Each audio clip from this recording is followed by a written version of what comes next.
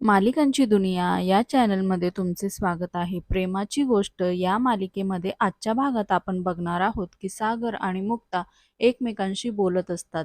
तेव्हा मात्र सागर मुक्ताला म्हणतो, "असं पब्लिक प्लेसमध्ये कोणी आपल्या नवऱ्याला मारतं का? आणि जर पुन्हा असं केलंत ना, तर मग?"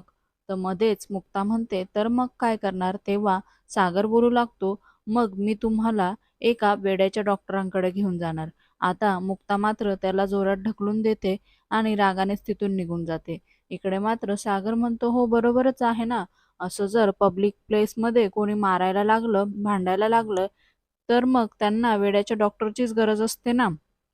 आणि तेव्हा पुन्हा ती रागात निघून जाते. तर सागर मात्र तिला म्हणतो, "सॉरी, सॉरी. मी मश्करी करत होतो. पण मी तुम्हाला नक्कीच एका चांगल्या ठिकाणी घेऊन जाईन." तर तेव्हा ती म्हणते, "नको, पुन्हा तुम्ही काहीतरी बोलाल मला." तर तो म्हणतो, "नाही, मी तुम्हाला खरंच घेऊन जाणार आहे." मग ती म्हणते, "हो का? मग आपण मुलांना पण घेऊन जाऊया ना. त्यांनाही सुट्ट्या लागल्या आहे आता शाळेला." मग सागर म्हणतो, "हो, जाऊया ना. स्वातीला घेऊन जाऊ, आईला घेऊन जाऊ, बापूंना घेऊन जाऊ, घरातल्या सगळ्यांना, आजूबाजूच्या लोकांना सगळ्यांना घेऊन जाऊ." तर मात्र मुक्ता पुन्हा बारीक तोंड करते. इकडे मात्र सागर म्हणतो, "मग काय?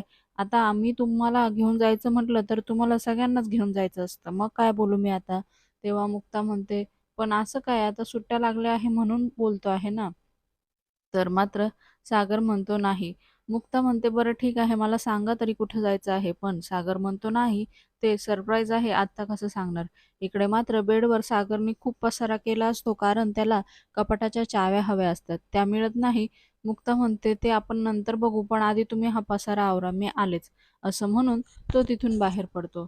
इकडे मात्र सावनीच्या मैत्रिणीचा तिला फोन येतो आणि ती बोलू लागते, की "काय गं, तू ते 10 लाख रुपये भरायला येणार होतीस ना, त्याचं काय झालं?"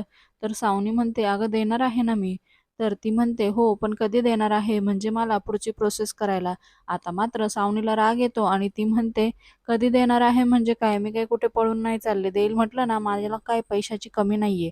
आता तू फोन ठेव." असं म्हणून ती रागातच फोन ठेवते आणि मनाशी म्हणते, "उगाचच मी हिला सांगितलं, की माझ्याकडे पैसे आले आहे म्हणून." दुसरीकडे मात्र मुक्ता किचनमध्ये काम करत असते आणि तिला घडलेले क्षण पुन्हा आठवत असतात आणि त्यामुळे ती एकटीच हसत असते. दुसरीकडे आता लकी तयार होऊन येतो आणि तो म्हणतो, "मुक्ता वहिनी, मी डॉक्टरकडे जाऊन येतो." तर ती म्हणते, "थांब ना लकी, माझं झालं आहे. मला फक्त 10 मिनिटं दे. मी भाजीला फोडणी घालते. मग मी येते तुझ्यासोबत." तर तेव्हा तो म्हणतो, "अगं वहिनी नको, आता मला बरं वाटतं आहे. मी जाईल एकटा." तर मुक्ता म्हणते, "हो, मला माहिती आहे तुला बरं वाटतं आहे. पण मी एक डॉक्टर म्हणून डॉक्टरांना पण भेटेल ना." तर तेव्हा मात्र तो ठीक आहे म्हणतो आणि तो तिथे 10 मिनिटासाठी तिची वाट बघत बसतो. दुसरीकडे मात्र इंद्रा मुक्ताला म्हणते, "अगं सुनबाई तू जा, बाकीचं मी आवरेन." परंतु ती म्हणते, "नाही झालंच आहे, एक 10 मिनिटात लगेच निघतो आम्ही." तेवढ्यात सागर बाहेर येतो आणि "माझ्या कपाटाच्या चाव्या बघितल्या का?" असं तो सगळ्यांना विचारू लागतो. इकडे घरातील कोणीच नाही बघितल्या असं सांगतात. त्यानंतर मात्र आता चाव्यांचा विषय काढल्यावर सावनीला मात्र घाम फुटतो. दुसरीकडे मात्र मुक्ता म्हणते, "पण मग तुम्ही कपाटाच्या चाव्या अशा का ठेवल्या होत्या?" तर तेव्हा तो म्हणतो, "अहो, तुमच्या ड्रॉवरमध्ये ठेवल्या होत्या." ती म्हणते, "ड्रॉवरमध्ये कोणी चाव्या ठेवतो का?" तर तो सांगू लागतो, "हो, तुम्हाला दिसाव्या म्हणत ठेवल्या होत्या मी." पुढे आता मुक्ताही विचार करू लागते, पण ती म्हणते, "पण मी एवढ्या दिवसापासून ड्रॉवर यूज करते, मला नाही दिसल्या चाव्या." आणि आता मात्र सगळेच जण गोंधळात पडतात, की खरंच कोणी घेतल्या आहे चाव्या आणि इकडे विचार करताना सागरचं लक्ष सावनीकडे जातं. त्यामुळे तो तिला विचारतो, "म्हणजे तू घेतल्या आहे का चाव्या?" तर ती म्हणते, "मी का घेईल तुझ्या चाव्या? माझा काय संबंध? या घरामध्ये काही जरी झालं ना, तरी नुसतं मलाच विचारत असतात." तेव्हा इंद्रासुद्धा चिडते आणि ती म्हणते, "घेतल्या असेल तर सांग पटकन." आणि स्वातीसुद्धा म्हणते. तर तेव्हा सावनी म्हणते, "मी कशाला घेईल? मी काय चोर वगैरे आहे का?" तर सागर म्हणतो, "मला इथे कुठलाही आता सीन क्रिएट करायचा नाहीये. जर घेतल्या असेल तर देऊन टाक, मी काहीही बोलणार नाही." तर आता मात्र सावनी कबूलच होत नाही, की मी घेतल्याच नाहीये. मग मात्र इंद्रा म्हणू लागते, "ठीक आहे, तू नाही घेतल्या ना, चल तुझ्या रूमची झडती घेऊ."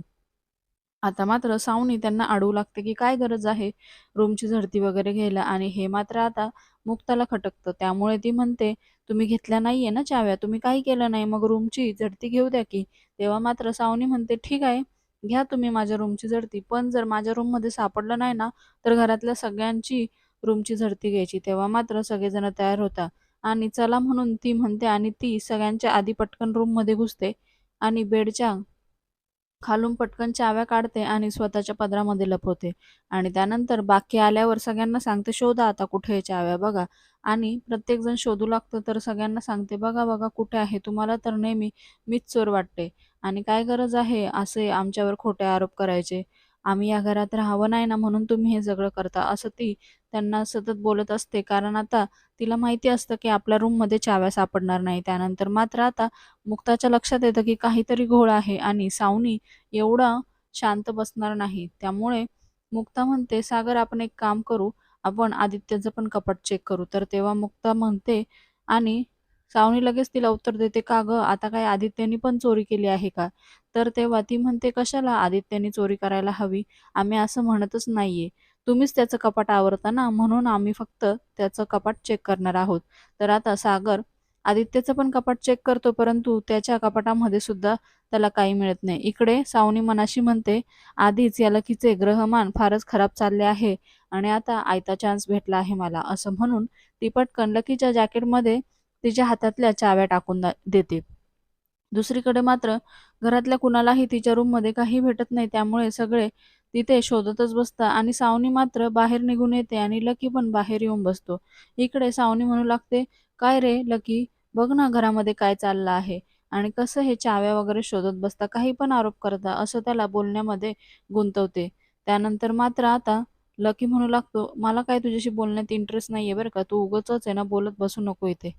आणि इतक्यात मात्र तिचं बोलणं थांबत नाही. म्हणून लकी म्हणतो, "मीच जातो इथनं." असं म्हणून तो जॅकेट उचलतो आणि तेवढ्यात तिथून चाव्या बाहेर पडतात आणि त्यामुळे आता त्यालाच फार मोठा धक्का बसतो आणि सावनी लगेचच त्या गोष्टीचा मोठा बाऊ करते आणि जोरात "सागर इकडे ये, सागर इकडे ये" म्हणून आवाज देते आणि "ह्या बघ चाव्या, तुला ह्याच चाव्या पाहिजे होत्या ना?" आणि सागर आनंदाने म्हणतो, "अरे ह्याच त्या चाव्या, पण कुठे सापडल्या या?" मग आता सावनी म्हणू लागते, "या लकीच्या जॅकेटमध्ये होत्या." आणि पुन्हा आता सागरला राग येतो, की लकीने पैसे चोरण्यासाठी चाव्या घेतल्या असेल. लकी त्याला खूप सांगण्याचा प्रयत्न करतो, परंतु सागर मात्र त्याचं काही ऐकून घेत नाही. सतत त्याच्या अंगावर धावून जातो आणि मुक्ता मात्र त्याला अडवते. इकडे इंद्रा पण समजवण्याचा प्रयत्न करते, "अरे, तो असं का करेल? स्वतःच्याच घरात का चोरी करेल?" तेव्हा सागर म्हणतो, "हो ना, बरोबर आहे. तुला तर त्याचीच बाजू नेहमी पटत असते. त्याने काय-काय उद्योग करून ठेवले हे विसरली आहे का?" तेव्हा मुक्ता ही लकीची बाजू घेते, तर सागर तिच्यावरही चिडतो, "तुम्ही सुद्धा काय त्याची बाजू घेताय? तुम्हाला माहिती नाहीये का तो कसा आहे?" आणि तेव्हा मात्र लकीच चिडून तिथून निघून जातो. आणि आता मुक्ताच्याही लक्षात येतं, की नक्कीच काहीतरी गोंधळ आहे. लकीनी चोरी केलेली नाही. त्यामुळे आता तिला लकीबद्दल वाईट वाटत असतं. इकडे मात्र सावनी पुन्हा लकी विरोधात सगळ्यांचे कान भरतच असते. मालिकेच्या पुढील भागात आपण बघणार आहोत की मुक्ता सागरला समजवते, "असा विचार न करता तुम्ही डायरेक्ट आरोप कसा करतात?" तेव्हा सागर म्हणतो, "डायरेक्ट आरोप म्हणजे त्यांनी केल्याच आहे अशा गोष्टी तर मी करणार तरी काय?" इकडे मात्र सावनी मनाशी म्हणते, "आता मला काही करून त्या चाव्या लवकर मिळवायला हव्या आणि कसंही करून माझं काम मला पूर्ण करायला हवं." दुसरीकडे सागर म्हणतो, "मी कधीही काही प्लॅन केला ना, तर तो काही ना काही कारणाने कॅन्सलच होतो." तेव्हा मात्र मुक्ता म्हणते, "खरं तर बाहेर फिरायला जाऊन आपण काय करणार? आपण एकमेकांशी बोलणारच ना प्रेमाने. ते आपण इथेही आपल्या रूममध्ये करतच आहो ना. मग अजून वेगळं असं काय पाहिजे?" आणि हे ऐकल्यावर मात्र सागरलाही समाधान मिळतं. मालिकेच्या अशाच नवनवीन भागांसाठी आपल्या चॅनलला नक्की लाईक करा, शेअर करा, सबस्क्राईब करा.